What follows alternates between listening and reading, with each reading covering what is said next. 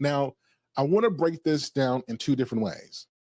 There is a difference between somebody being insecure, innately insecure within themselves, and then somebody being insecure in the relationship that you're in. And I think that on the surface level, if we just say you're insecure, there is no need to have a discussion to determine whether or not that insecurity is justified. That word, that term of insecurity is used to attack a person, typically when there is something that needs to be addressed that the other person just doesn't want to talk about. So the way we can shut a conversation down just very easily without going back and forth and without actually investigating is to say, well, she's insecure, or he gets to say she's insecure. She gets to say he's insecure, because that's just a really great umbrella term that nobody wants to have to defend their way out of. Let's just be real right now. Once you call somebody insecure, that is something they have to explain their way out, and they're at the mercy of the person they're talking to let them up out of that cage, out of that prison of that term insecurity. So if they go back and forth, they look more insecure because now they're trying to explain their way out of a term you gave them. So they can't win there. If they stay silent about that term, then it authenticates to the person who called them insecure that they must be right.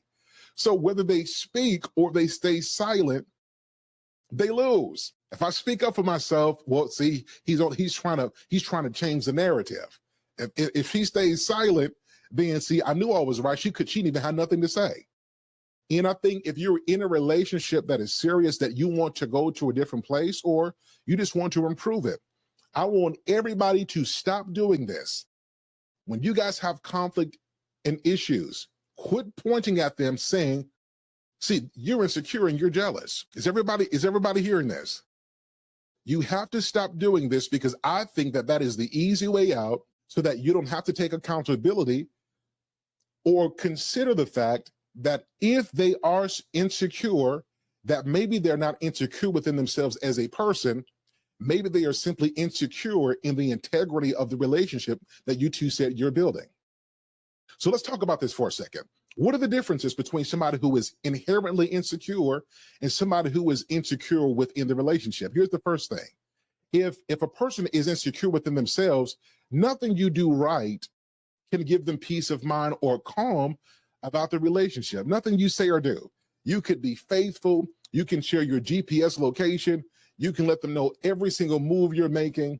You can brag on them. You can compliment them. You can go overboard to shower them with love and with compliments, and nothing you do, no action you take, nothing will ever be enough, because you can't pour into somebody who has an open wound. Everything you pour into them will end up going out, because they have an internal wound that nothing you do can fix. That's an inside job, okay? So that is an inside job. And it's important to say this, because if you go into any relationship thinking that you're going to be so wonderful of a person to them that you are going to pour in so much and you're going to alter what's going on inside of them, I'm going to say this very bluntly, because this, as a coach, as a preacher, as a minister, I'm telling you what I've seen. If they don't do the work themselves, they will drain the life out of you. And then once you are a shell of yourself, they'll discard you saying, see, I could do better.